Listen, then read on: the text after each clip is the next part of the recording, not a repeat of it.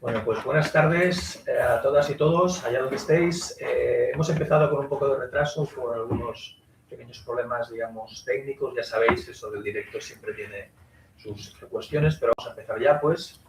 En principio vamos a utilizar la plataforma YouTube que ya conocéis y que también os queríamos invitar durante el momento, digamos, del debate que establezcamos con el ponente invitado, pues que hagáis llegar vuestros mensajes a través del chat que está abierto ya en el canal. Primero de todo voy a agradecer a la organización del Aula Mediterránea, del Instituto Europeo de la Mediterránea, del IEMED, que nos haya permitido por segundo año consecutivo estar en este programa, ¿no? Ellos están trabajando desde el año 2014 en esta propuesta de vinculación de los diferentes programas universitarios que hay en Cataluña y en otras partes del Estado español en torno a los ejes propios de interés sobre el Mediterráneo, para poder de alguna manera hacer que se genere un contenido, una participación en torno a estos intereses que cada departamento, cada máster de universidad tiene. Y ya os digo, es la segunda vez que participamos, el segundo año que participamos, por lo tanto es un placer para nosotros poder formar parte de esta interesantísima experiencia. Hoy tenemos entre nosotros a un investigador, un profesor de la Universidad Autónoma de Barcelona, Josep Lluís Mateo Dieste, ¿no? Con el cual me une una relación personal de hace bastantes años, más por viejos que nos conocemos que no por lo que hayamos compartido, ciertamente, y por lo tanto va a ser para mí un honor presentároslo, ¿no? Porque voy a ser breve, porque quien tiene que hablar es él, no necesariamente yo, ¿no? Le habíamos pedido que nos haga una aproximación a la dimensión transnacional de la música y de Comunidad Anáhuac, porque esta sesión la enmarcamos también dentro de una de las asignaturas de nuestro máster en Antropología Urbana, Migraciones e Intervención Social, que se denomina Movimientos Sociales Transnacionales y que tengo el gusto de compartir con mi compañero Daniel Malet y yo mismo, y que pensábamos que sería muy interesante que ellos nos pudiera venir a hablar de algo que además está haciendo, que lleva ya unos cuantos años trabajando y por lo tanto sigue estando ahí, que sé que le apasiona y que cuando se juntan todos esos elementos de algo que está trabajándose, se trabaja con intensidad y con ganas, pues seguro que es garantía de poder hacer una buena presentación interesante para todas y todos nosotros. No voy a citar los trabajos que tiene porque son bastante numerosos, pero me gustaría empezar diciendo que Josep Lluís es uno de los antropólogos que más trabaja en Marruecos en nuestro país, ¿vale? Con lo cual, ahora lo estamos comentando, ¿cómo es que no hay gente que se dedica a trabajar estos temas? ¿Cómo es que unos cuantos nos hemos dedicado y cómo es que no hay más gente? Bueno, esa es la pregunta que probablemente la antropología española se puede hacer desde hace mucho tiempo, se ha hecho durante mucho tiempo y creo que debe seguir planteándose, ¿no? No tanto por una proximidad cultural, histórica, de todo tipo, ¿no? Con el vecino del sur, sino también con la presencia real, cotidiana y concreta, digamos, de personas de origen marroquí en nuestras sociedades, en nuestras calles, ¿no? Por lo tanto, vamos a decirlo así, que Josep Lluís viene a representar a uno de esos empecinados investigadores que siguen ahí, dale que te pego, y por lo tanto es una referencia para algunos de nosotros, ¿no? En el 97 creo recordar que sacó un primer libro que tenía que ver con su trabajo final de máster, el tesis de licenciatura, que se llama El Moro entre los primitivos, en torno al caso del protectorado español, porque él siempre ha vinculado un elemento que a mí particularmente me ha interesado muchísimo, no solo las etnografías, las situaciones derivadas del análisis de lo contemporáneo, sino también una mirada a un pasado reciente, que puede y explica muchas de las cuestiones que hoy en día son presentes, ¿no? Su tesis doctoral también giró en torno a esa mirada en torno al protectorado español, la hermandad hispano-marroquí, ahí de alguna manera política y religión bajo el protectorado español del 1912 al 1956, ¿no? Y a partir de ahí han sido diferentes trabajos, algunos de ellos no solo los tenemos en castellano, sino también en otras editoriales de prestigio, y que de todas ellas hay una que también, quizás por aquello que digáis, bueno, es que el tema este de lo marroquí tampoco me tira tanto, pero sobre el tema de la historia y las relaciones complejas con la antropología, Elogio de la Antropología Histórica, que fue un trabajo que hizo el año 2016, ¿vale? Junto con un compañero suyo, no lo voy a poder decir bien. Alexandre Coello. Alexandre Coello, ¿vale? Y que fue publicado en prensas de la Universidad de Zaragoza y luego recientemente, bueno, en el año 2020, 22, no, el año 20, se publicó en Routledge, ¿vale? Por lo tanto, está hablando de una persona que no solo ha dejado su aportación al estudio de ese pasado colonial que tantas veces hemos olvidado y que sigue siendo para nosotros todavía un elemento, digamos, extraño y ajeno, para también, digamos, situarse en contextos, digamos, mucho más contemporáneos. Por lo tanto, a partir de lo que nos venga a proponer, seguro que nos interesará y luego, como ya os podéis imaginar, tendremos un tiempo para el debate con Josep Lluís, ¿vale? O sea que, con mucho gusto, adelante. Bien, pues muchas gracias y hola a todos los que estáis aquí y los que nos veis desde la pantalla.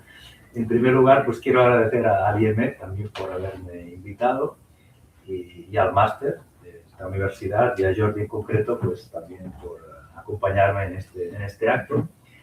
Y bueno, además de estos agradecimientos más académicos, quiero agradecer, ya que va a ser una charla sobre los Guenawa, a todos los colegas, amigos y personas de este mundo Guenawa que ahora os presentaré, que sin ellos no habría sido posible, bueno, este trabajo que está todavía en marcha, pero charlas como las que vamos a ver ahora, sin la colaboración de ellos y la, bueno, y de relación estrecha que tengo con muchos de ellos, tanto en el norte de Marruecos como aquí en Cataluña.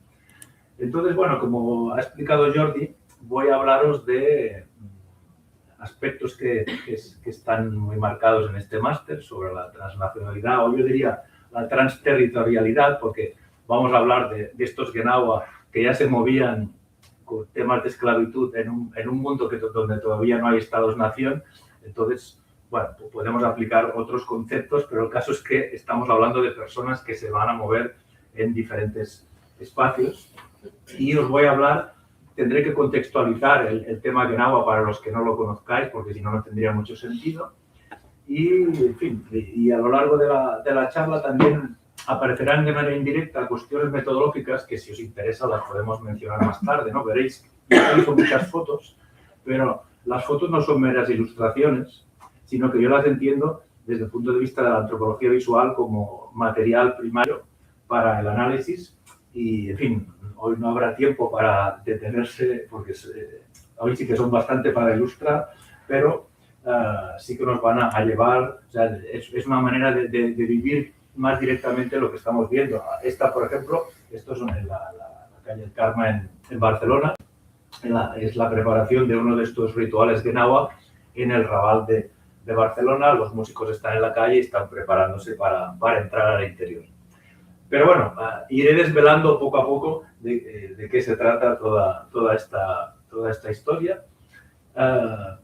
Y os voy a contextualizar la cuestión de que los Guenawa, que el título habla de transnacionalidad, en realidad, desde los inicios, el fenómeno Guenawa vinculado a la esclavitud ya parte de la idea de un movimiento de poblaciones. Es decir, lo Guenawa, que se ha discutido mucho sobre el origen de la palabra, no voy a entrar aquí porque no, hay cuestiones que están poco claras, se refiere al origen del África Occidental, de unas poblaciones que a lo largo de la historia, desde la Edad Media, podemos decir, o antes, del África Occidental, que se trasladan al norte de África, que son esclavizadas y que, para resumirlo rápidamente, y que van a construir una nueva cultura derivada de esta llegada de estas poblaciones esclavizadas al norte de África y que van a dar lugar a una serie de esta subcultura musical, y iremos hablando de esto, y una cuestión ritual también, que va a resultar en una especie de mezcolanza, de fusión de cuestiones que vienen de esta África negra con cuestiones o visiones del Islam, especialmente del sufismo y del Islam de las cofradías, que bueno, en algún momento las desarrollaré. Pero a mí lo que me interesa explicar hoy es que si ven estas dos imágenes, a la izquierda es una foto de Antonio Cadilla, que era un fotógrafo que estaba en Tánger. Esta foto es impresionante porque esto es de finales del siglo XIX, es decir, que tiene ya sus 140 años. Y a la derecha vemos un póster del Festival de Essaouira del siglo XXI, que es un festival muy importante donde acuden al sur de Marruecos miles y miles de turistas, de visitantes a un festival Genawa. Entonces, ¿por qué he puesto estas dos imágenes? Porque es el reflejo de cómo una cultura marginal, excluida, vinculada a la esclavitud, deviene mainstream, deviene algo que va a formar parte de la globalización y de una cultura de la mezcla y que va a atraer a turistas. Y esto para mí es un impacto muy, muy importante, cómo se ha producido todo esto. No sé si voy a poder dar respuesta a cómo se ha producido este cambio, pero en cualquier caso, y volviendo a este argumento inicial, lo Genawa va a ser originario de este traslado de poblaciones que van a ir de esta África occidental al norte de África, pero este viaje continúa. Y de hecho, lo que voy a explicar, sobre todo en la segunda parte de mi conferencia, es que estos Genawa también van a llegar a Europa y se está construyendo pues nuevas formas rituales, siguiendo con toda esta tradición Genawa, con personas que se han trasladado a Europa. Es decir, que es una constante esta adaptación a nuevos contextos y que incluso forma parte de su historia, incluso por el tipo de instrumentos, ¿no? Son unos instrumentos que permiten moverse, desplazarse y por la calle, y no es casualidad, ¿no? Esto me di cuenta en una vez un ritual que vi. Y claro que los músicos se llevaban todos los instrumentos en bolsas, subían a unos taxis, o sea, es todo pensado para el desplazamiento, como dice un colega mío, Stefano Portelli, que ha estudiado mucho estos fenómenos, los espíritus del desplazamiento, ¿no? Los spirits of displacement. Pero para comprender toda esta historia necesitamos un poco de contexto histórico, que es lo que voy a hacer, para que veamos cómo en origen se vincula la cuestión Genawa a la esclavitud. Vemos aquí unas imágenes voy a hacer una introducción general a la cuestión de la esclavitud en el norte de África. La esclavitud dio lugar a diferentes formas. La foto de la izquierda son mujeres esclavizadas, pero que llegaron a un alto rango y que vivían en el palacio del sultán. Las de la derecha son más bien las mujeres esclavizadas que realizan los trabajos manuales, también trabajando para el sultán. Es decir, una parte de estas poblaciones que se desplazan, que son esclavizadas a lo largo de la historia y que llegan al norte de África, en el caso de las mujeres, la mayoría se van a dedicar a estas labores domésticas, ¿no? Hice una investigación en Tetuán, y en Tetuán también, hasta bien entrado el siglo XX, una de las dedicaciones de estas mujeres esclavizadas va a ser este trabajo doméstico. En el caso de los hombres va a ser un poco distinto, porque en tiempos de Mullah Ismael, bueno, es uno de los sultanes, se creó un gran ejército que se llamaba el ejército de Bukhara, y muchas de estas personas esclavizadas fueron vueltas a esclavizar. Es una paradoja un poco que es desconocida, porque siempre se explica, se dice que los esclavos llegaron con Mullah Ismael y tal, pero en realidad este sultán lo que hizo era que personas que ya estaban esclavizadas en Marruecos las volvió a esclavizar para organizar este ejército de Bukhara, que llega hasta el siglo XX. Aquí vemos fotos de personas que van a estar con el sultán en las guardias. El caso de la izquierda, el de la derecha, son guardias y soldados del califa, que era la autoridad que estaba en la parte española del protectorado. Y dentro de esta cultura descendiente de esclavos, porque estos ya no son esclavos, sino que son liberados, es en este contexto del palacio en que también va a aparecer esta cultura Genawa. Es decir, la cultura Genawa tiene muchas ambivalencias, va a estar vinculada a personas de bajo estatus de origen esclavo, pero también va a estar muy vinculada al poder. Es una de las paradojas importantes. Es decir, los sultanes van a estar rodeados de este tipo de cuestiones. Incluso se habla a veces todavía hoy en día, ¿no?, que los reyes de Marruecos pues a veces llaman a los Genawa para que vayan a bendecir cuestiones en el palacio, que luego explicaré en qué consiste esto.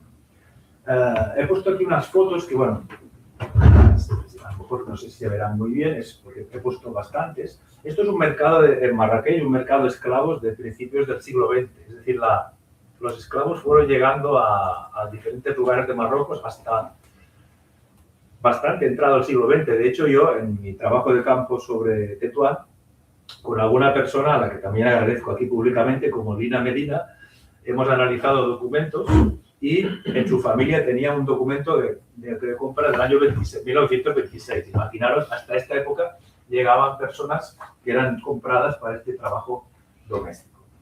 Este es un poco el contexto general. ¿Quiere decir que todos los esclavos son Genawa? No. No. Es decir, vamos a encontrar en esta cultura Genawa, que luego explicaré con más calma, personas esclavizadas, personas no esclavizadas. Pero es evidente que tienen que ver con la cuestión de la esclavitud y si me permitís una metáfora comparativa, se va a parecer mucho a los procesos que se van a dar en Latinoamérica. Cuando los esclavos africanos son llevados a América, van a aparecer cuestiones rituales, sobre todo en Brasil, ¿no? Como el candomblé, la macumba y otras, también en Cuba, que van a hacer un sincretismo entre cultos que venían de esta África occidental y que se van a mezclar, en el caso de América, con el cristianismo y que en el caso del norte de África se va a fusionar con el Islam de las cofradías. Pensad que este movimiento de poblaciones no llega solo a Marruecos, sino que una parte va a llegar a Marruecos, que va a generar esto del Genawa, pero también va a llegar a Argelia, que allí también se llama Genawa, pero también se llama Diwan, y también va a llegar a Túnez, que ahí sí que adquirió un nombre muy distinto que se llama Stambeli, que es la misma, una música muy parecida, pero con sus variantes. Es decir, que es todo un proceso diaspórico de estos esclavos hacia el norte.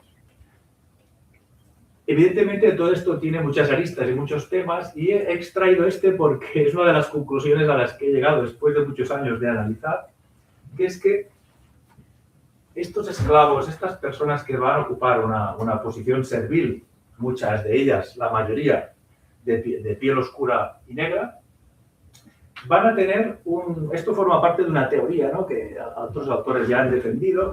Yo lo que explico es que estas personas que están en una posición subalterna, servil, como los esclavos, resulta que se les atribuye un poder simbólico muy curioso. Esto lo he empezado a hacer una reflexión más general y se da en relaciones de poder asimétricas, hombres con mujeres. Se atribuyen a las mujeres determinados poderes de brujería, etc. Con los judíos también, es decir, minorías, grupos, con los gitanos, que ocupan unas posiciones asimétricas de desigualdad, y se les atribuye un poder que puede ser, que es doble, un poder de protección o algo perjudicial. En el caso de los Genawa, esto se ve muy claro. Bueno, ahí veis unas primeras fotos de los años 40, que los Genawa, por ejemplo, las familias andalusíes de Tetuán me decían, no, es inconcebible que no haya Genawa en una boda, porque ellos traen la buena suerte, la bendición. Es decir, esto me llevó a la pregunta, que ¿por qué se les atribuye estas cosas, ¿no? Y lo mismo con temas de sexualidad. Esto es un tema muy delicado que me salió en la investigación, y era que muchos hombres árabes, andalusíes, ahí en Marruecos, decían que tener relaciones sexuales con mujeres negras tenía propiedades buenas para su sexualidad, y que era algo también profiláctico para enfermedades, y tener relaciones con estas mujeres aumentaba su fertilidad también. Es decir, bueno, es muy fascinante toda esta cuestión.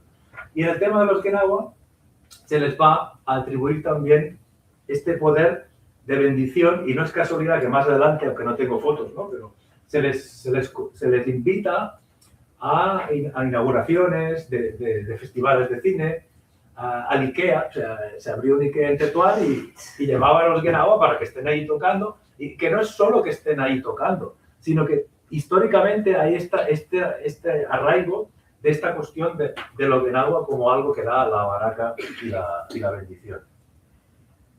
Bien, voy a empezar para que comprendamos un poco de qué va esto. Voy a hacer unas presentaciones más generales de esta historia de los rituales ya, de los Genawa, esta subcultura, ¿no? Que en esta diapositiva lo que vemos, esto está extraído de un documental que podéis buscar en YouTube, si ponéis las palabras UNESCO y Gnawa, porque el Gnawa fue reconocido por la UNESCO en el 2019, ¿vale? Como Patrimonio Inmaterial de la Humanidad. Y en este documental, que está bastante bien, muestran que dentro de lo Gnawa también hay una gran diversidad de formas de Gnawa. En la superior vemos el Gnawa urbano con estos instrumentos característicos, que es este laúd tambor, que es como un bajo con 3 cuerdas, con las castañuelas, versus los Gnawa del campo, que, aunque también tienen instrumentos comunes, se caracterizan sobre todo por el tema del tambor, que llaman el ganga, y una serie de rituales que difieren, ¿no? Es decir, que ya tenemos esta diversidad propia a la que hay que sumar todos los estilos diversos que hay en Marruecos. El estilo de Essaouira, el estilo de Tetuán, el de Tánger, el de Fez, el de Marrakech, las grandes ciudades que han desarrollado estos diferentes estilos. Y a esto le tenemos que sumar lo que acabo de explicar, de que hay un Gnawa de Marruecos, el de Argelia y el de Túnez. Es decir, que dentro de los Gnawa hay una gran diversidad. Los Gnawa, ya hablo ya de cosas más contemporáneas, se han estado dedicando no solo a la cuestión ritual que os voy a explicar, sino a múltiples facetas. Aquí pongo unas imágenes de un gran amigo mío, un maestro, Arafa Shahara Stito de Tetuán, con el que bueno, he trabajado bastante y he asistido a sus rituales y tal. Y estos son fotos de su propio Facebook, donde vemos a la izquierda es un ritual a la que yo asistí, que es una lila, quiere decir la noche, un ritual que se hace empieza por la tarde y termina por la noche. Pero este propio maestro se dedica también a hacer conciertos y ha estado en Essaouira, en diferentes conciertos, como veis en la foto de la izquierda abajo. La foto del medio está él, también con su propio hijo, que sigue la tradición, en la inauguración también de un festival de teatro. Es decir, que son llamados para, con su música, dar esta bienvenida, estas bendiciones. Y a la derecha, el cartel de un trabajo artístico que hicieron con pintores, que hicieron una exposición con música, una performance. Es decir, que lo Gnawa está ahora muy conectado a diferentes facetas, rituales, artísticas, bueno, y veremos cómo se ha llegado a esta cuestión, ¿no? Bien, lo que voy a hacer ahora es explicaros rápidamente en qué consiste uno de los principales rituales de los Gnawa, que es esto que os he comentado de lo que se llama la lila. El lila es la noche, ¿vale? Este ritual es el ritual más complejo. O sea, ellos se dedican a otro tipo de rituales vinculados a sacrificios, que van a santuarios, pero este que vamos a ver ahora es el más complejo. Este es el inicio, cuando entran las mujeres desde fuera a la calle, al interior, con unas velas. Esto es en Tetuán. Y a la derecha pues vemos a otro de los maestros con los que he estado colaborando y que me han ayudado mucho estos años, como Zubair Afaila. Vamos a ver a continuación cómo funciona el ritual en la estructura, las fases, los significados. Ahora vamos a hacer un poco de antropología religiosa, porque en realidad, o sea, os voy a presentar el ritual para luego hacernos las preguntas de qué sucede cuando se trasladan a Europa. ¿Qué va a pasar con el ritual cuando nos vamos a Europa? Bien, estas son a grandes rasgos las 3 fases. Estos son fotos de mi trabajo de campo en Tetuán y la tercera es de aquí en Barcelona. La lila tiene varias fases, ¿no? La primera es esta de, bueno, se podrían añadir más, ¿no? Pero ahí está de lo que llamamos el Ada o Dajla, la entrada. La gente viene de la calle y entran en la casa. O sea, es un ritual, como veréis, que es privado, pero es semipúblico, porque tiene lugar en la vida del barrio. A este ritual van a venir los vecinos, los seguidores de la cofradía, gente que quiere curarse o que van a pasar la tarde, porque en definitiva esto ya lo dijo Malinowski, ¿no? Que decía, bueno, los rituales tal, que son como una fiesta. La gente viene a pasar la tarde realmente. Y es que además yo cuando voy también tengo esta sensación. comes, hablas con la gente, veréis, tiene sus momentos altos y bajos, pero es un encuentro comunitario, donde formas parte de una comunidad, donde hablas y bueno, y va. Y evidentemente, como culto de posesión que es, la gente se va a desfugar, ¿vale? Entonces, la foto de arriba es de las primeras ligas a las que asistí. Bueno, están entrando las mujeres. Luego hablaremos de las personas que están, los oficiantes, digamos, del ritual. Luego viene una segunda fase, que es una fase más festiva, que tiene varios nombres, pero bueno, podemos resumirlo como la Ulat Bambara. Aquí son hijos de Bambara. Ya empezamos a ver ya cuestiones interesantes. Los Bambara es un grupo étnico de Mali, del África Occidental. Es decir, que en estos rituales y en esta cultura de la diáspora van a aparecer nombres y referencias a palabras, a pueblos y a referencias religiosas que vienen del África Occidental, como los Bambara, los Fulán, los Hausa, que están en el repertorio de los Genawa. Hay una parte del repertorio de Genawa que llaman los Hausa. Y hablan de los espíritus Hausa. Y esta es una fase donde hay unas danzas, unos bailes, donde se permite más o menos la fotografía. Esto es un tema que no vamos a tratar aquí, pero esto es muy fascinante, cómo la fotografía se relaciona con el ritual, qué se puede ver y qué no se puede ver, qué se puede fotografiar o qué no se puede fotografiar, no tanto para los antropólogos, sino cualquier persona. Y después de esta fase de estos bailes, viene ya la parte que se llama la parte más rohani, que es la parte que llamamos espiritual, que es la tercera, que se llama la rajba, que el rajba es el espacio este sagrado, que es básicamente una especie de cuadro donde delante se colocan los músicos, van a tocar, que es muy pequeño, ¿no? Abajo lo podéis ver en la última foto, se sienta el maldam, el maestro, acompañado de los collos, que son los ayudantes que tocan las castañuelas, y inician esta fase que se subdivide. Bueno, hay autores que hablan de 7 fases, hay muchas fases, ¿no? Esto sí que no lo voy a entrar porque nos iríamos de tiempo, pero es muy complejo. Pensar que esto empieza por la tarde, al atardecer, y puede llegar hasta que sale el sol. Esto ahora, antaño, estos rituales podían durar 3 días. Cuando es el mes de antes de Ramadán, el Shaban, hacen estos rituales que se llaman Dardaba, que podían durar 3 días o y algunos a veces 7 días. O sea, dedicaban cada noche a uno de esta especie de cohorte de espíritus. El funcionamiento, paso de diapositiva, es que en todo este ritual vamos a ver aspectos simbólicos, ¿no? de esta cuestión del ritual. Como en todo buen ritual, siempre hay un sacrificio. Y en Marruecos es impensable no hacer nada sin sacrificios. Básicamente porque la sangre, además de ser ofrecida a Dios, también es ofrecida a los genios. En el Islam, el Corán, cuando creó el mundo, creó a los ángeles, los humanos, los animales, pero también creó unos seres que en árabe son los junun, que yo lo traduzco como genios, aunque en la literatura antropológica se le llama espíritus. A mí espíritus no me gusta porque no sé, es muy confuso. Yo llamo los genios. Vale. Estos junun se sacrifica a ellos para atemperarlos con la sangre. Y la parte de arriba es antes de estas lilas se suele hacer sacrificios para la persona que está pidiendo curarse, etc. Y durante la lila también.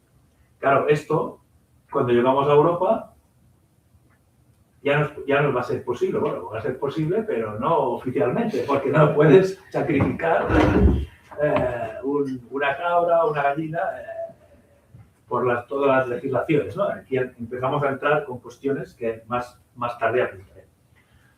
El siguiente punto que tengo aquí, bueno, los especialistas ya los he dicho, ¿no? El maldem, el maestro, los collos, los músicos que tocan, pero luego hay 2 figuras muy importantes, que es el muqaddam, que quiere decir el que está delante, pero que es el que gestiona la compra de los productos que se van a utilizar, pero que sobre todo el que mantiene un poco el orden y el control de las diferentes fases. Ahora viene esto, ahora viene el otro, ahora saca el incienso, y la muqaddama, que es la versión femenina, que es central. Que la muqaddama es la que conoce a las mujeres, porque el público, que no lo he dicho, es mayoritariamente femenino. Hay una gran mayoría de mujeres en estos rituales. También hay hombres, pero predominan las mujeres. La Mukaddama hace como de enlace y también ocupa un lugar importante porque también va a hacer videncias. Cuando entran en trance, pueden ver cosas que los demás no ven, porque entran, aquí hay como chamanismo, entran en comunicación con estos genios que les informan de cosas que solo ellos saben. Y yo las he visto, o sea, cuando se ha terminado determinada fase, se hace el silencio, se ponen unas velas, se apaga la luz y esta vidente le explica cosas, el otro le pregunta, porque está en este trance que está en comunicación con estos genios. Una lila es muy impresionante porque en antropología, que hablamos de la observación participante, hay un antropólogo, David Howe, que está utilizando otra palabra para no decir observación, porque claro, la observación es solo mirar, pero en una lila resulta que hay incienso, hay olores, hay gente saltando, hay sudor, hay colores, hay muchas cosas. Entonces estamos hablando no de la observación, sino de la participación multisensorial. Y a mí me interesa mucho esta propuesta de Howe, porque es realmente lo que necesitas para comprender una lila. Una lila es que es muy fuerte. Cada fase tiene un incienso. Yo cuando salgo de una lila de estas, tengo las narices llenas de inciensos que se han mezclado de olores. Son olores muy fuertes. Algunos inciensos tienen efectos, bueno, diversos, ¿no? Es decir, que hay, y algún incienso incluso algunas personas en trance llegan a comerlo o masticarlo. Entonces, como veis, el incienso es para invocar a estos genios, para que vengan. La música, cada ritmo tiene sus genios, es decir, es todo una cosa muy compleja. ¿Para qué? Para que la gente dance, haga la jetba, donde entran en trance y empiezan a bailar, porque el genio, la entidad que las está poseyendo, la quieren atemperar. Están haciendo un baile porque lo pide esta entidad. En fin, hay mucha discusión sobre si esto es real o no es real. A mí no me interesa si esto es real o no es real. Lo que es seguro es que la persona que está bailando está resolviendo algún tipo de conflicto o es la expresión de algún tipo de lo que Turner llamaba las aflicciones, ¿no? Algún tipo de cuestión, y es así cuando hablas con la gente y te lo explican, sí, porque yo tengo este problema, tengo este tal. La gente tiene algún tipo de problema y en realidad cultos de posesión son una terapia colectiva por la eficacia simbólica que decía Lévi-Strauss y por este aspecto comunitario. Cuando las personas caen al suelo, que en la foto de la derecha podéis ver a una mujer en el suelo, vienen otras mujeres, le dan agua, la ayudan, la acarician, la llevan a sentarse. O sea, te sientes apoyado durante el rato de este ritual. En el ritual, además de estos genios, en la parte de la derecha he puesto aquí profeta, los santos, es decir, en el ritual se invoca mucho al profeta Muhammad, porque claro, hay todo un debate de si lo Genawa es musulmán o no. Pues resulta que en el Genawa es un reflejo de la islamización de estos esclavos, porque se hace continuamente alabanzas al profeta, se dice la shahada, la afirmación de fe, un montón de veces durante los rituales, se habla de santos, de descendientes del profeta, además de una serie de entidades que son las que forman parte del panteón de los Genawa. Algunos muy interesantes que no va a dar tiempo de analizar aquí. Ya veremos si luego da tiempo, ¿no? Y si no, me voy a ir del guión. Bien, entonces, presentado ya el principal ritual, vamos a ver un poco qué ha sucedido en la historia del siglo XX con estos Genawa. ¿Cómo hemos pasado de ser un ritual vinculado a la esclavitud a una música que se toca en Nueva York como música de fusión o música de jazz que la gente consume a través de los nuevos mass media? ¿Qué ha pasado? ¿Por qué ha sucedido todo esto?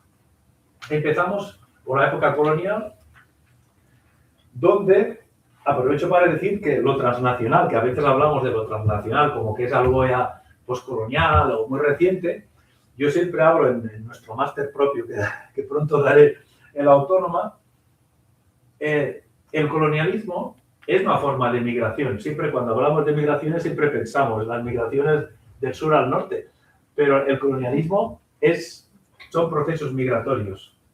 Y este colonialismo trajo, como sabéis, bueno, las teorías racistas que defendían el propio colonialismo. Y aquí, por desgracia, lo que se produjo es que muchas de estas cartas postales que veis aquí hacen un tipo de representación de unos músicos Gnawa que había por la calle que para ganarse la vida, porque habían sido liberados o porque pedían la libertad y tocaban por la calle, empezaron a hacerse fotografías de estos mendigos, ¿no? Y se convirtió en un auténtico, digamos, género de estas postales, ¿no? Y hay decenas de este tipo de postales, pero fijaros de la derecha, está claro que tienes que poner la boca de esta manera para ridiculizarlos, para presentarlos como un bufón.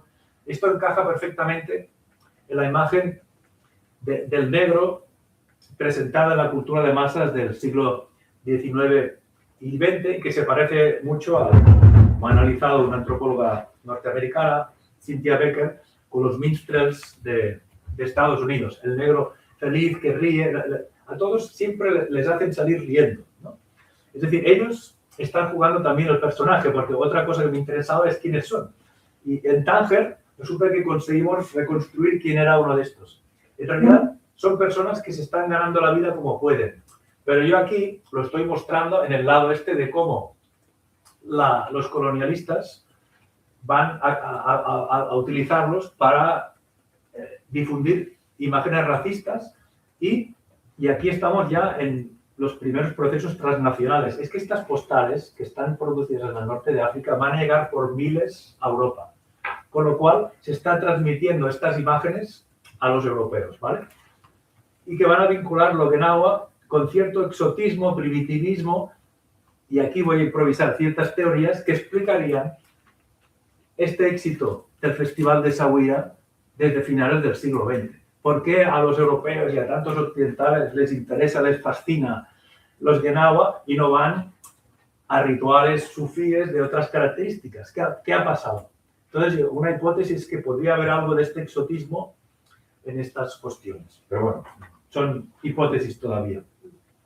Más allá de esta ridiculización de las postales, los Gnawa estaban muy asentados en el norte de Marruecos. O sea, vamos a ver, los Gnawa están en todo Marruecos, aparecieron principalmente en el sur, pero progresivamente llegan al norte, y yo hablo del norte porque es lo que estoy documentando. Entonces, estas imágenes son de Gnawa del norte, para ver este asentamiento en estas postales, estas fotos, perdón, que son del archivo de Tetuán, muestran cómo los Gnawa participan en romerías, peregrinaciones, bodas. La de la izquierda de abajo es la boda del Jalifa de 1949. Aquí vemos a la derecha un tambor con el Hamsa, que se pintan con henna en el tambor, la mano esta protectora para el mal de ojo.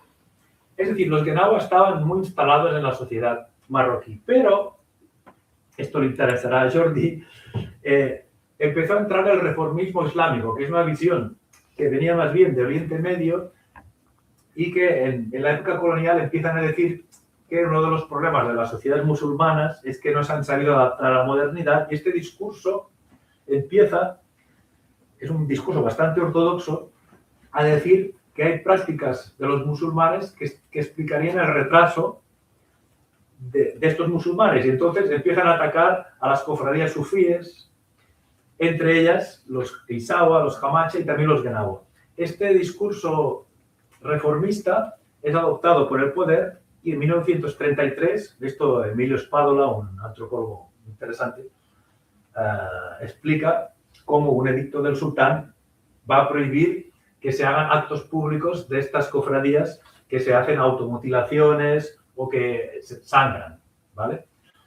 presentándolo como algo que es contrario al Islam. Es decir, que ya va a haber una tensión respecto a estos Genao.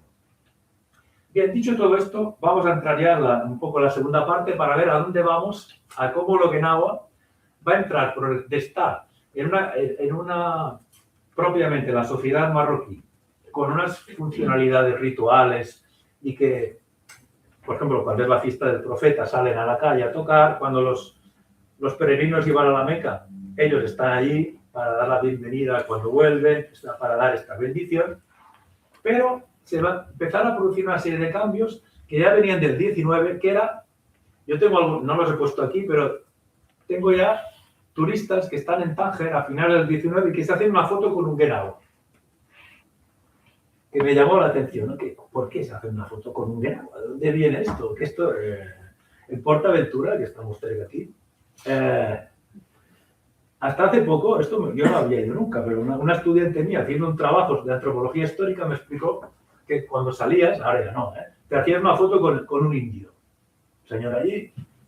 Y esto resulta que en Barcelona, en el 19, cuando vino Buffalo Bill, con los tips, también se hacían una foto con el indio. Esto de fotografiarse con el otro es como muy fascinante, ¿no?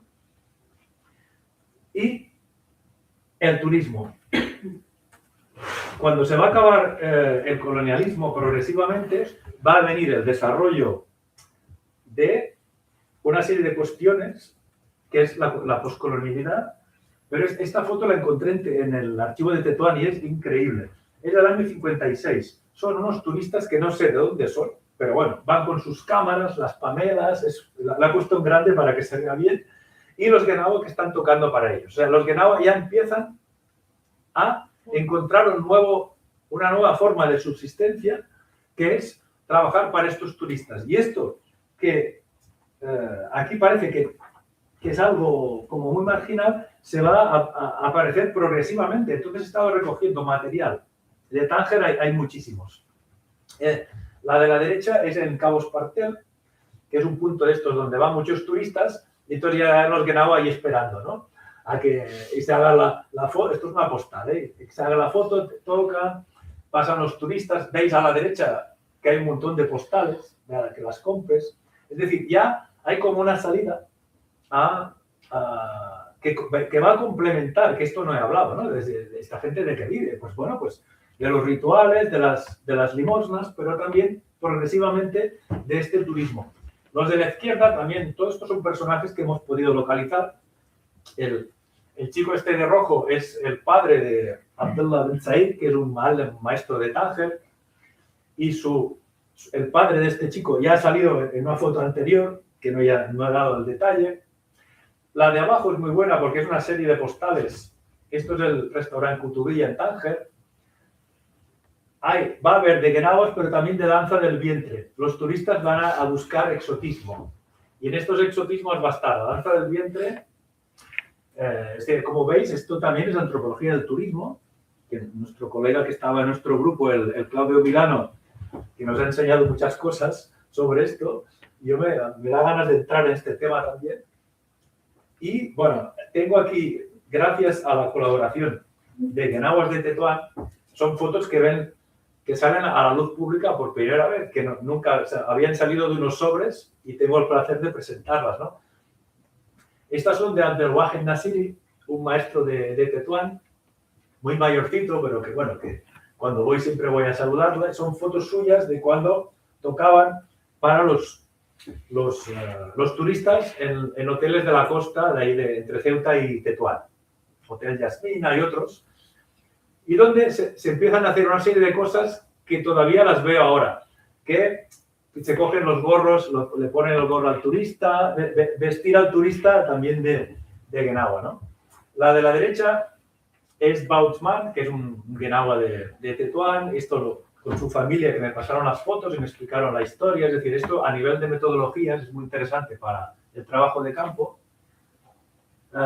Triangular fotos con la entrevista. Cuando estás con alguien, al sacar la foto, empiezan a salir cosas impensables que sin la foto no habrían salido, ¿no? Entonces, tengo un montón de fotos de estas que estoy analizando, ¿no? En este sentido, ¿no? Pero, por ejemplo, hay una, que no me la he querido poner, pero se ve este señor Bautzman, que están haciendo una conga con turistas. Hoy en día, cuando los Genau actúan para un público occidental, no cuando están en una lila. Claro, en una lila haces el ritual de allí. Pero cuando hay turistas, pues ya hacen hacer congas. Es decir, tiene una serie de técnicas ya de animación, ¿no? Porque o sea, los Genau se han adaptado muy bien a los públicos que tienen. Tienen esta capacidad, este poder de adaptación. Y aquí entramos en otra dimensión que es cuando los Genau ya no solo van a estar en Marruecos, sino que van a pasar a Europa. Y vamos a asistir, estoy haciendo la genealogía de los primeros viajes a Europa. La fotografía de arriba, de la izquierda, es Ba Abdelkader Mubruk, bueno, que es el hermano de Nasiri, y que está mostrando una foto. Esta foto que está mostrando es la foto donde él fue a Murcia en el año 1966. Yo es el primer viaje que tengo datado de los Genau del Norte a una ciudad española. Los invitaron y estuvieron en unas fiestas. He encontrado a la prensa local, bueno, y nos muestra, ¿no?, cómo describen los Genau ahí en Murcia. Y a partir de ahí se inicia una serie de viajes que van a llevar a muchos Genau del Norte a fiestas a España. ¿Y qué tipo de fiestas? A las fiestas de moros y cristianos. Y aquí doy las gracias también a uno de estos Genau que es una persona encantadora, que es uno de los veteranos que están aquí en Cataluña, en Barcelona, que es Abdullah Harrosh, al que doy las gracias. Son fotos de su Facebook. Y él está en esta foto de la derecha, donde van vestidos en la comparsa de los moros, ¿no? En estas de Alicante, ¿no? Aquí he hecho un collage con fotos de Abdullah, al cual también he entrevistado, en sus viajes múltiples que hicieron a Alicante desde partiendo con grupos de Tánger, ¿vale?, que los llamaban para esto. O sea, había una demanda de estos grupos. La foto de abajo es con nieve. Estos viajes ya llegaron a Alemania y van por todos puntos de Europa. La foto del centro y la de la derecha os pido vuestra atención, que las miremos ahora con calma, porque me parecen fantásticas. A la derecha del todo tenemos a Abdullah, que está tocando con su gembri. ¿Sabéis dónde es esto? El Paraguay. El Paraguay. Es decir, está en un lugar donde se sabe que van a venir turistas, está ahí tocando. La de la izquierda es un Genau que ¿dónde está? Está en la Casbah de Tánger, que es un lugar donde van a venir los turistas. ¿Veis la coincidencia? Pero es que hay otra coincidencia, es que el del medio es su abuelo. Es el abuelo de Abdullah. Es el padre de su madre. Y por la parte de otra hay el otro maestro que acabamos de ver también, ¿no? Es decir, que me parece fascinante esta continuidad con esta entrada en esta cuestión del turismo. Bien, tenemos este contexto de turistificación, de entrada de los Genau en esto, pero se va a producir algo muy importante a finales del siglo XX y es la aparición del Festival Genau de Essaouira. Si entráis en la página, tenéis los pósters. Aquí he hecho un collage porque son muy bonitos, hay un montón, claro, desde el año 99-98 que esto se lo empezó a dinamizar uno de los consejeros del rey, que es el judío, el Azulay, que es de Essaouira, y que impulsó este festival. Habría diferentes explicaciones que ahora no voy a entrar de por qué se impulsa esto, pero bueno, esto son teorías un poco mías, ¿no? Pero en un momento en que van a crecer los fundamentalismos, presentar una cultura un poco, bueno, que directamente es que son no los enemigos, pero son, es decir, los salafistas, los wahabíes. Esto es haram, esto no puede ser. Y claro, en un momento en que hay una politización del Islam, este tipo de actos a nivel, es una opinión mía, no, esto no lo dicen los Genau, soy yo que lo digo aquí ahora, yo soy Luis Mateo, esto por un lado, una hipótesis política, y la otra es esta búsqueda de exotismo en los turistas, y no se sabe muy bien por qué, el éxito de esto, es que va a ser un boom, miles y miles de personas que van a venir. Esto tiene claros y sombras. Va a facilitar que el Guenaua sea reconocido en el 2019, va a hacer que muchos Guenaua puedan ganarse mejor la vida, que haya conciertos, pero también va a tener efectos que en la propia comunidad Guenaua o los que lo estudiamos hay muchos debates sobre qué está generando todo esto. Si perjudica o no, si está reduciendo lo que llamamos la autenticidad, que es, bueno, palabra que en la antropología sabemos que es muy desaconsejable, pero la pregunta es si está pervirtiendo cosas, si está mercantilizando. Estos son debates que no los tengo yo, sino que tienen los propios Guenaua. Os voy a explicar un caso muy rápido para que veáis que está teniendo aspectos positivos, pero esto es son unos comentarios de un maestro, de un Malen de Tánger, que no diré quién es, que me explicó el siguiente caso para ilustrar estas paradojas. Me dijo, si invitan a la gente de fuera, los ponen en hoteles muy caros, y luego vienen los Malen de ahí de Marruecos y los tienen en una pensión barata y antes de actuar se tienen que pelar ellos las patatas. Me lo dijo así literalmente. Es decir, hay muchas contradicciones en toda esta historia, pero fuere como fuere, esto va a crear un impacto muy fuerte y va a formar parte de una auténtica globalización de la Guenaua que va a llegar a todo el mundo.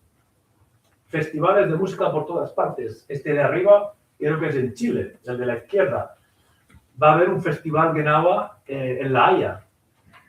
Va a haber festivales en Bruselas, grupos en Estados Unidos. Aquí he puesto las fotos de la derecha. Esto es un precedente. Es antes que este festival de Saouira. Este es uno de los maestros de Tánger, Abdel Burjay, que él trabajaba en The Voice of America, era técnico de la radio de Tánger, y como conocía a los americanos, venían muchos músicos a Tánger, empezó a conocerlos, y como él tocaba el Guenaua, empezaron a hacer fusión, y se fue con los más grandes del jazz a tocar a Estados Unidos. Randy Winston, Archie Shepp, que es el saxofonista, que es una música muy, muy interesante, y empezaron a fusionar, ¿no? Y de repente, el Guenaua, pues, como habéis visto, hemos pasado en 100 años de una cultura subalterna a algo mainstream. Ahora se me ocurre, para la comparación, podríamos hacer comparaciones con el mundo gitano también, en este sentido, ¿no? Como algo que ha estado marginado, resulta que lo encuentras en grandes festivales, la progresía va al flamenco, o sea, yo creo que para la comparación, el debate puede ser interesante. Y con esto llegamos al 2019. Esto es la página de la UNESCO donde podéis encontrar la descripción de cómo se inscribe el Guenaua en el Patrimonio Cultural y Material de la Humanidad, con este vídeo de lo que os he explicado, y que va a tener diferentes efectos, muchos positivos, pero también dentro del propio mundo Guenaua, podríamos decir que ahora salen Guenaua debajo de las piedras. Y que esto dicho por Guenauas a mí, ¿no? Que dice, ahora cualquiera dice que es mal, que es maestro, ¿no? Porque claro, para ser maestro necesitas que te ha enseñado un maestro, necesitas un prestigio, comportarte bien, o sea, no cualquiera puede ser maestro, pero claro, ahora la gente te pone Malden y ya está, ¿no? Entonces hay un debate también en el interior de los Guenaua sobre esta cuestión. Bien, vamos a la última parte, que es, claro, ¿qué pasa con estos Guenaua que han llegado a Europa? Sí, lo podemos acelerar un poco. Empezamos a ver aquí ya pósters en Barcelona, veis aquí, Noche de Guenaua, concierto Lila, es un concierto, son mis colegas Guenauas de Barcelona, y todo esto lo he resumido a partir de este libro, que no sé si Hélène nos está viendo, que le dije que hacíamos esta conferencia online. Hélène Sesay, que ha hecho una de las, yo creo que es la primera etnografía así bien hecha, profunda, de los Guenaua en Europa. Músicas Guenaua en Bruselas, o como llama ella, los Maroc-Selois, los marroquíes de Bruselas, que es un estudio de los Guenaua en Bruselas, pero que lo he puesto aquí porque me ha servido de inspiración y algunos aspectos, o sea, estos puntos que os he puesto aquí, es la única letra que vamos a tener en el PowerPoint. Soy poco de letras, más bien de imágenes. son algunos de los aspectos centrales que también ha analizado Helen y algunos los he añadido yo, ¿no?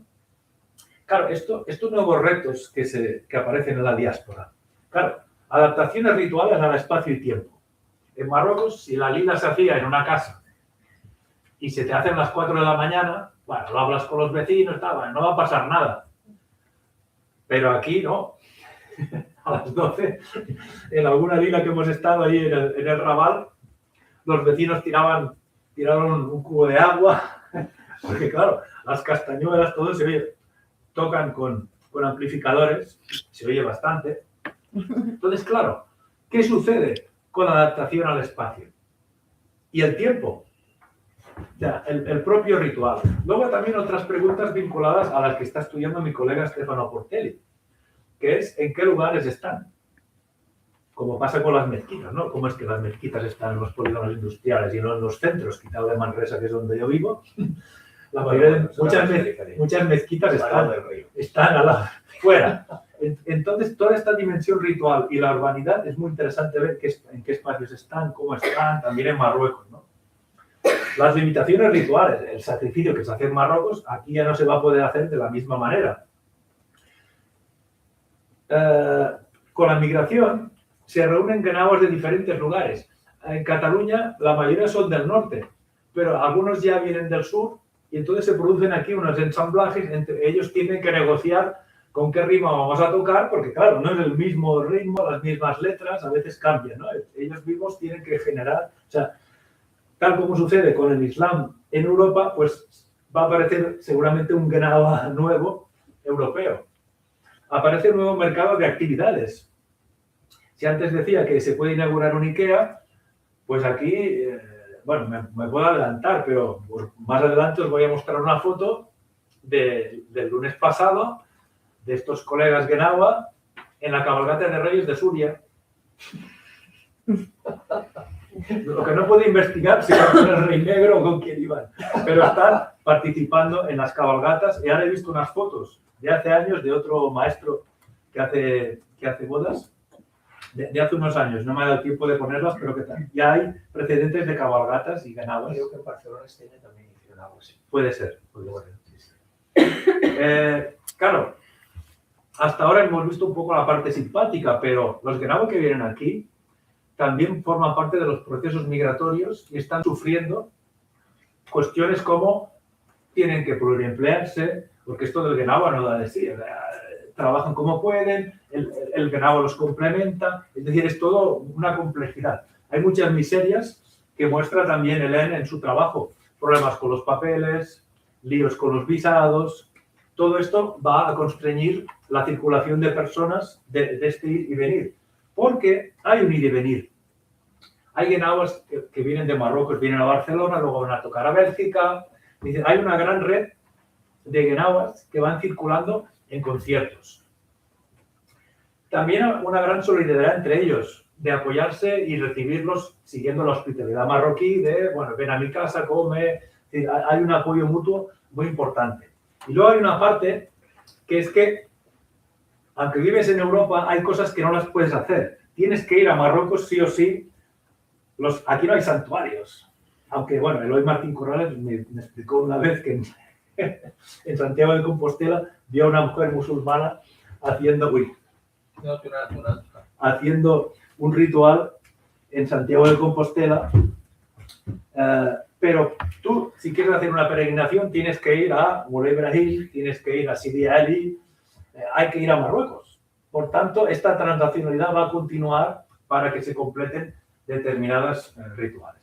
Aquí he puesto posesiones y desposesiones, una metáfora que me gusta mucho, porque no he podido hablar mucho de lo que es la posesión, el culto de posesión, es decir, ser poseído por una entidad, pero esto está muy vinculado con lo que llamamos las desposesiones, es decir, problemas sociales, desigualdades, desposesiones que son presentadas luego ritualmente en estas posesiones. Es un juego de palabras, bueno, un poco así complejo, para mostrar que el ritual Genawa es una terapia para personas. No es casualidad que hay una mayoría de mujeres. Las mujeres expresan también muchos En una lila estaba una vez una mujer y se quitó el gorro y dice, mira, voy rapada al cero porque he tenido unos problemas y vengo aquí a desquitarme. Tal cual. Ya, el ritual tiene esta versión terapéutica. Paso rápidamente un par de imágenes para que veáis estos rituales que se han hecho en Barcelona, en centros cívicos, ¿vale? Con sillas, no es un lugar adecuado, porque estos suelos normalmente necesitas alfombras, claro, pero se hace como se puede, se hace esta adaptación a los lugares, ¿no? Donde, este es el local que hemos dicho antes, ¿no? De la Mical en Barcelona, donde se presentan los instrumentos, los inciensos, hay una adaptación constante a estos lugares. Bien, ya voy terminando para que podamos hablar un poco. La cuestión del lugar es muy importante. Doy un salto un momento a Marruecos. Bueno, esto es la cabalgata de la semana pasada en Soria. Hacía mucho frío, iban con guantes. Voy a pasar a una cuestión que es la memoria.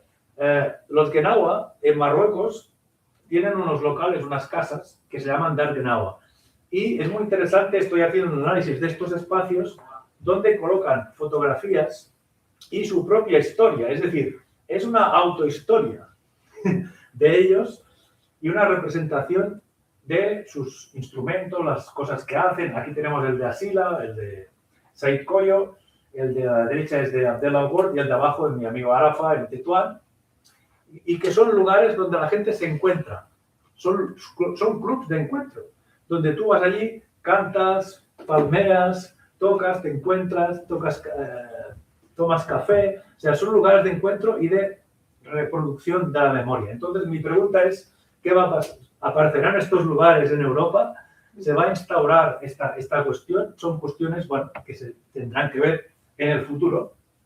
Y, bueno, voy a terminar en este espíritu del viaje. Tengo aquí una imagen un poco más poética.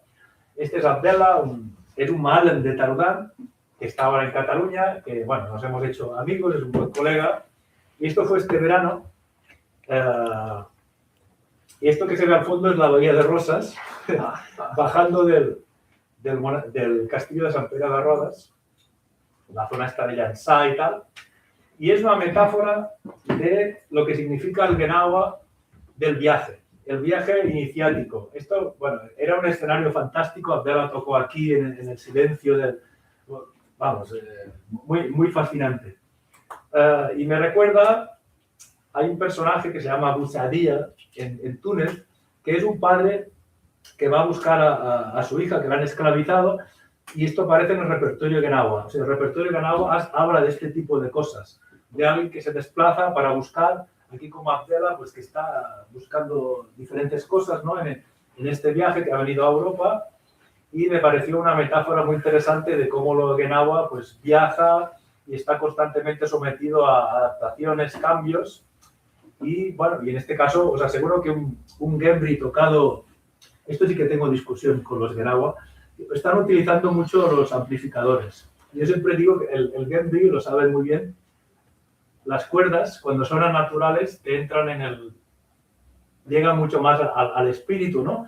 Y aconsejo a cualquier persona que pueda escuchar estos Gembris sin los amplificadores, porque son otra cosa, y a lo mejor más alejado de los conciertos y este tipo de cosas más mercantilizadas, porque el Gnawa, sentaditos en un café, tomando ahí, tocándola, te entra de una manera que es diferente. Bueno, para que veáis estas diferentes adaptabilidades de lo Gnawa, y lo dejaré aquí para que podamos hacer un poco de debate y preguntas. Muchas gracias.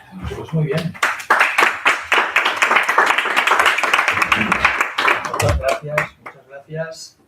Bueno, vamos a abrir un turno entre la gente que tenéis aquí y la gente que estáis aquí, perdón, y la gente que está conectada, que yo no tengo acceso al chat, pero bueno, intentaré hacerlo a través de aquí de YouTube. Por lo tanto, la gente que estáis aquí, aprovecháis, si comentáis alguna cosa.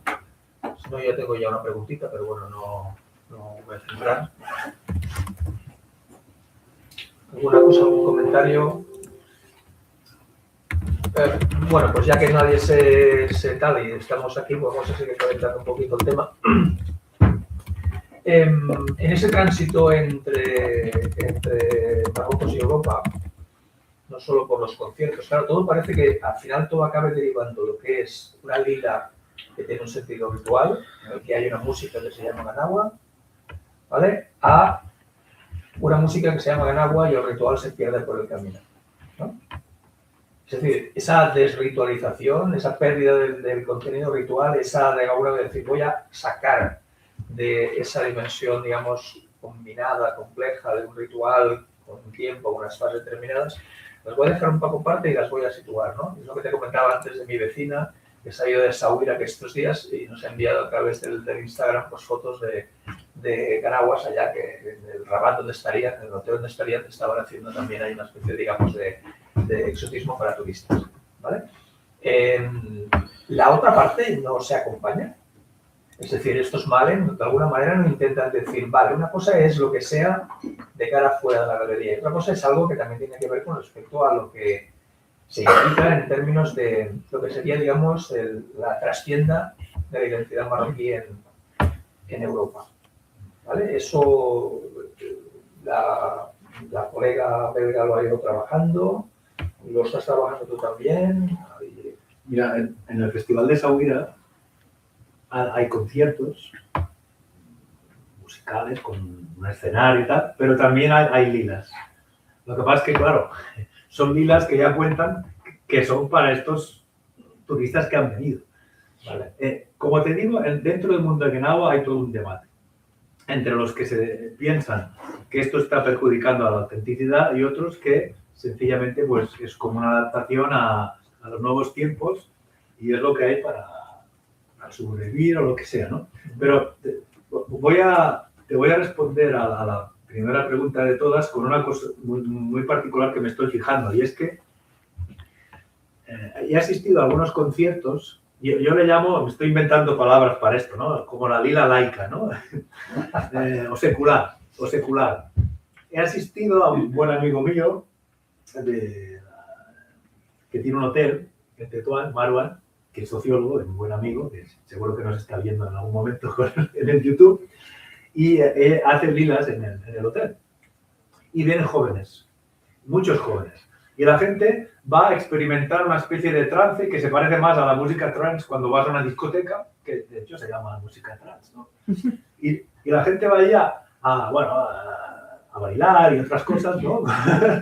a viajar a otra dimensión, ¿no?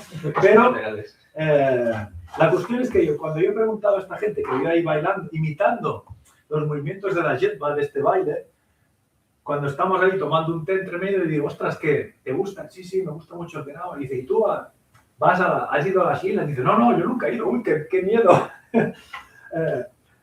Y yo he pensado, ¿cómo? O sea, ¿te gusta el Guenaua, pero no vas al ritual, digamos, más fundamentado? O sea, se están produciendo cosas muy curiosas. La gente le gusta, pero según qué cosas no las quiere hacer. Esto hablando del público marroquí, ¿eh? Claro, para el público externo, pues no deja de ser de algo que van a ver una cosa de la que no se enteran de nada, ¿verdad? O sea, a lo mejor leen, pero yo creo que van allí a tener una experiencia, que es lo que se lleva ahora, ¿no? Con el turismo, y a lo mejor hay algunos que sí, que se van a interesar, que a lo mejor van a ir a una liga, que van a leer, que van a ver de qué va la cosa, pero en general yo creo que, bueno, forma parte de una mercantilización que los propios Guenaua sobrellevan como pueden, ¿no? Pero entonces quieres decir que, por ejemplo, en estos, ya no digo en el Festival de Essaouira, sino en otros eventos para turistas, el tema, por ejemplo, de la posesión también se convierte, el momento de la posesión se convierte en espectáculo? ¿O simplemente estamos hablando de música, un poco de fuegos de artificios y la gente se ponga a bailar y ya nos vamos todos partidos a casa? O sea, los propios Malens saben distinguir muy bien entre lo que es el concierto y la lila, ¿no? Vale. Entonces, sí, ellos saben muy bien la barrera. En principio un Malen correcto, pues sabe que esto es un concierto y la lila es la lila y hay que hacerla de una manera seria, que pues, ellos mismos dicen que a veces hay accidentes.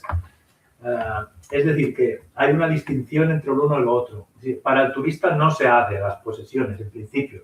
Lo que pasa es que en Essaouira, una paradoja es que yo no he estado en el festival este, pero sí que he leído mucho y sé que se hacen lilas y sobre todo para franceses y tal, y hay gente que paga y lo organiza. porque y hay gente que son como seguidores y que organizan lilas, ¿vale? Pero eso también está llevando a una inflación de precios, porque las lilas que yo asisto en Tetuán, pues es que funciona, que la gente pues aporta lo que puede, y hay como una rotación de personas, y aquello, como está pasando con otros tipos de gentrificaciones, podría llevar en algunos aspectos a que, claro, un guiri puede pagar más por una lila que un local, ¿no? Como está pasando en Chavo con las casas. Bueno, puede pasando en el Camp Nou cuando vienen los turistas. Claro, Los partidos de fútbol, lo estamos pasando los toros en su tiempo, cuando también venían más turistas que no aficionados. A lo mejor también hay lilas para antropólogos, ¿no? Que Podría se ser. vayan forzando. ¿Qué? ¿Alguna cuestión, alguna pregunta? No sé si nos vienen... Vale, sí, Constanza, pero Pedro, ¿alguna cosa nos viene por tal? Hay un comentario. Vaya. Dice, buenas tardes, me ha encantado la exposición. Durante años lo he observado como algo exótico, como dices. Le quería preguntar de qué suelen hablar las letras y los cantos en agua. Gracias, y es una tal Naglae. Naglae, sí, es una alumna del máster, sí. Pues gracias por la pregunta. Sí, o sea, los textos, de hecho, están por estudiar, ¿eh? Es decir, yo sé cosas por lo que me explican, hablo algo del Darija. También es verdad que hay palabras que vienen de estas lenguas africanas que no se sabe, ni los propios Genawa a veces saben qué significa, pero sí que hay unas muy concretas que son conocidas. Las letras suelen ser en Darija y hablan, como os he dicho, de alabanza. O sea, hay una serie de cuestiones religiosas que se repiten, alabanzas al profeta, etcétera. Pero a veces hay historias que hablan de un esclavo que viene por aquí, que hay historias de esclavas que se han quedado embarazadas, o sea, hay toda una serie de cosas muy específicas. Hay unas narrativas que hablan de cazadores, otras que hablan es decir, hablan de la diversidad humana. Incluso en el repertorio de Genawa hay una parte de judíos, donde aparecen entidades judías, ¿de acuerdo? O sea, mi idea es que el Genawa es como una representación también de la diversidad humana. Y como te digo, hay partes pues más repetitivas, hay otras partes pues hablan de los Shorfa, pues que hablan de santos y hablan de la vida del santo. Se habla mucho del perdón, de cómo pedir perdón, de cómo curarte, de bendiciones. O sea, son cosas muy vinculadas a este espíritu terapéutico y de la cura y de alabanzas a Dios y de pedir esta protección divina. Y en otros casos, pues hablan de entidades específicas, ¿no? De los del mar, de los rojos de la sangre. Y cada letra está vinculada a las entidades de las que se habla o la fase de la que se está haciendo el ritual. Constanza. Bueno, para las letras también van evolucionando con todos esos cambios que están... No tenemos, o sea, nos faltan evidencias. Hay muy pocos de las tesis que yo tengo y trabajos, las transcripciones son muy escasas.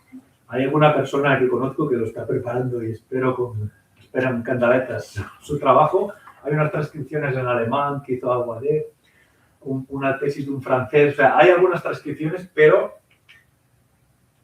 lo que tú dices es muy interesante porque mi impresión es que estos textos van cambiando, aunque Evolucionar no era la palabra, evolucionando, pero... Sí, se van transformando. Sí, transformando. Y estoy seguro que sí, porque ya cuando he empezado a preguntar este tema y hablo con personas más veteranas, me dicen que algunas entidades, el Bashahamo o Aisha sale mucho y hace 50 años no salía tanto.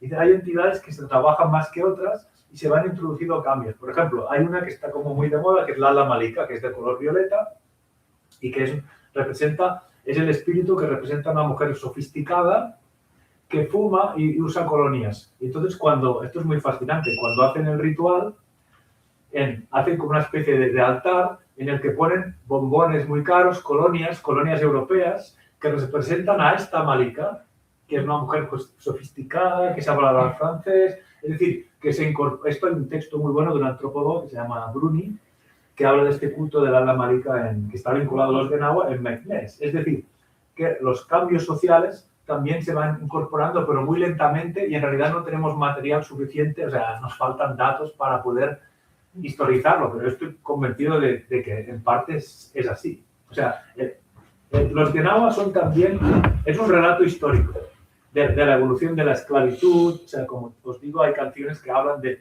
mujeres esclavas que se han quedado embarazadas. Incluso hay un ritual en que se ve un Genaua que se disfraza de mujer embarazada y están tocando los músicos y hace un parto en directo durante el ritual. Constanza. A ver, en parte es que tenía algunas preguntas apuntadas, algunas se han contestado un poco, pero de todas formas, porque me preguntaba eso que estaba diciendo Jordi, como de si, aunque hagan esa distinción entre concierto, en la lila, que si los significados que atribuyen a esos rituales sí permanecen. O sea, no sé si... O si es que son despojados un poco y se convierte un poco en eso de espectáculo solamente. Y en ese sentido, me preguntaba también, porque habéis hablado de ritualización, y me preguntaba si eso es lo que ocurre en realidad, o sea, que se les despoja de sus significados rituales, o si en realidad lo que pasa es que le atribuyen como otra dimensión extra y lo ritualizan de alguna manera. Vale, pues hago todas las preguntas porque vamos un poco por la misma línea. Vale, me preguntaba eso porque se habla de que se mueven, o sea, no permanecen solo en un sitio, ¿no? Como hacen conciertos a lo mejor en diferentes espacios y a veces inclusive pues cuando vuelven a Marruecos, ahí sí que realizan las lilas como se realizaban antes o en realidad traen esa transformación.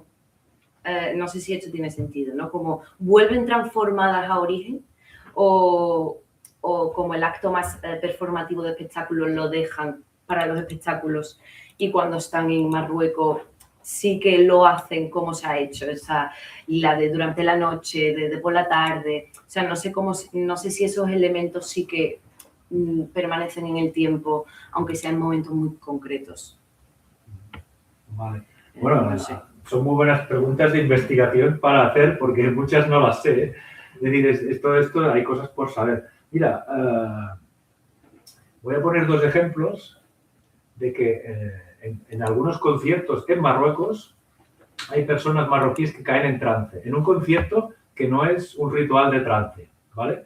Y de hecho hay un vídeo de Hamid El Qasri, que es uno de los más famosos, y se ve una mujer ahí bailando, que lo filmaron. Y hay gente que entra en trance. En Tetuán, una vez me explicaron, yo no estaba, en este espectáculo con pintores y tal, empezaron a tocar y había unas señoras allí y también empezaron a darle un telele que se cayeron. Es decir, que la música tiene este efecto que a veces, aunque no está pensado para que fuera un ritual de posesión, puede tener el efecto por la propia música, ¿no? Lo que quiero decir es que los conciertos hay muchos en Marruecos también. Es decir, yo he hablado de la internacional, pero lo que ha pasado es que en Marruecos es ahora una música como muy popular, muy impulsada a nivel interno, ¿vale? Entonces esto ha hecho que mucha gente acceda y que sean populares, muy populares estas músicas, estos conciertos, ¿no? Y a la pregunta de si cuando vuelven a Marruecos cambian, bueno, no es que haya es que en realidad está por estudiar, o sea, tampoco sabemos muy bien si... Yo me baso en entrevistas a señores mayores y gente más joven y los más mayores dicen que la lila está evolucionando. Incluso dicen que a veces se toca más deprisa. Esto Hélène también ella que es musicóloga lo sabe mejor, pero algunos Genaua también me lo han dicho, veteranos, que ahora se toca más deprisa porque tendría que ver, o sea, las lilas se habrían acortado en el tiempo y tendría que ver con cuestiones diversas que algunas malas opiniones de Genaua dicen que es porque algunos Genaua solo van a sacar el dinero y entonces ya no hay esta dedicación de tantas horas, iba todo más rápido. Antes eran 3 días, no había estas prisas y ahora pues a veces incluso habría acelerado el ritmo. Esto dicho por musicólogos y propios Genaua, no por mí. Y es verdad que estos cambios pueden estarse produciéndose, ¿no? Pero yo no lo veo tan claro como que... O sea, la respuesta es, no es una cuestión de auténtico o no auténtico, o falso o no falso, sino en antropología esto sabemos muy bien. Es decir, no habría un canon perfecto que así el Genau auténtico. Todo siempre está en movimiento y simplemente, o sea, puede haber ritual allí donde aparentemente no era un ritual. Esto los antropólogos lo sabemos muy bien, ¿no? O sea, hay el ritual específico que tú estás invocando, pero cuando esta mujer se ha puesto a bailar en un concierto es que aquí ha aparecido el ritual de manera insospechada, ¿no? Pero evidentemente, ya te digo, me gustaría responder con más claridad, pero todo esto está bastante por estudiar. O sea, en realidad, muchas cosas que no sabemos de todos estos cambios y cómo impacta, pero por los estudios de Len y otros, pues claro, sí que se producen estas transformaciones de más monetarización, cambios, claro. Ahora ya no es una cultura de esclavos, sino que es una cultura en la que entran a veces poblaciones marginales, en barrios pobres, que lo ven como un ritual pues, comunitario, adquiere nuevos significados también, que a veces se pueden alejar de estos originarios vinculados a la esclavitud. Pero claro, el discurso de hablar de los marginados, que eran con los esclavos, esto es muy adaptable a poblaciones que están pasando por problemas, porque la persona que hace este ritual en contextos marginales, pues tiene una respuesta, ¿no?, a estas cosas, y o sea, que tiene esta adaptabilidad en este sentido a poblaciones que no son negras, pero que están en el Genau, ¿no? Bueno, claro, para responder a esa pregunta de lo que pasa en el proceso de transformación, de ida y vuelta, para aquí y para allá, claro, el tema es que todavía todo esto hay que analizarlo mucho acá, ¿no? Pero ya no tanto solo en esa dimensión de los estudios culturales, ¿no?, que significaría la apropiación, la derivación, la fusión, la música étnica, acordaros de todos esos debates, sino cómo y dentro de, por ejemplo, cuando ya se ha creado un circuito de músicas o de músicos que son traídos de Marruecos y que son presentados por Europa en diferentes programas, ¿no?, con músicos, pero también, digamos, con humoristas, con actores, con monologuistas, etcétera, ¿no? Claro, ¿dónde entra también todo esto? ¿Vale? Pero también por debajo de esto, ¿me entendés? Es decir, por esa dimensión concreta en la cual, por ejemplo, pueda existir esa demanda también por parte de personas, digamos, provenientes del norte de Marruecos y que de alguna manera también vean esa necesidad de intentar un poco de reproducir y ajustar y acomodar esa ritualidad y no solo esa música en el contexto mucho más, vamos a decirlo así, colectivo, comunitario. ¿Vale? Claro, todo eso son cosas que, a la verdad, por ejemplo, esta imagen que tienes acá, junto a la mitad de trabajadores marroquíes en Cataluña, pues viene un poco también a vincular lo que era la dimensión de una entidad muy tradicional, muy orientada en torno a la nostalgia de Alemania Pepe y todas aquellas cosas de la morriña, pero también esto cuadra muy bien, ¿no?, en este momento, ¿no?, para poder de alguna manera volver otra vez, digamos, a hacer recordar o vincular a la gente del lugar. Ostras, mira que bien, todavía esto está aquí visible, ¿no? Por ya no decir el uso concreto de estas músicas en determinadas festividades que tienen un público que es propio del país, pero también que tiene otro público, que somos nosotros, que muchas veces nos quedamos en espacios públicos, como se han producido en Tarragona recientemente, para, por ejemplo, pues hacer esos vínculos, ¿no?, entre la música, entre tal. Fijaros que también tiene muy a ver con la forma que tenemos hoy en día, ¿no? Yo, por ejemplo, pensaría que en el próximo Mundial de Fútbol, que de aquí a un tiempo, bueno, por no decir que va a ser la Copa África que se está haciendo en este momento, ¿dónde están los Ganawa amenizando a las actividades, digamos, lúdico-deportivas que se estén haciendo? Es que si ganan la Copa, los verás en el centro de Barcelona. Bueno, eso ya me imagino que se generará, digamos, otra dimensión, desde luego, pero yo me imagino que, claro, como quieras o no, pues es un patrimonio a explotar, ¿no? Quizás para mostrar esa imagen también, como muy interesante. Sí, pero bueno, en realidad tienen este problema de espacio, o sea, están aquí porque se ha prestado, pero otras veces están en otro lugar, en una asociación de mujeres.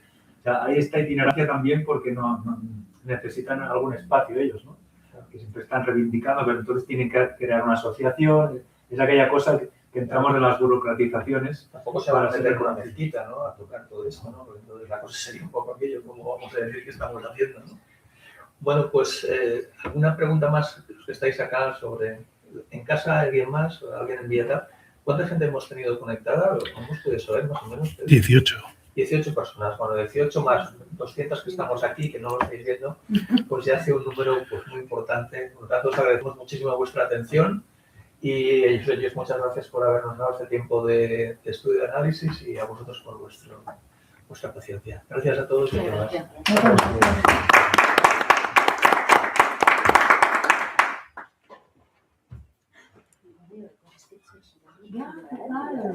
No existe.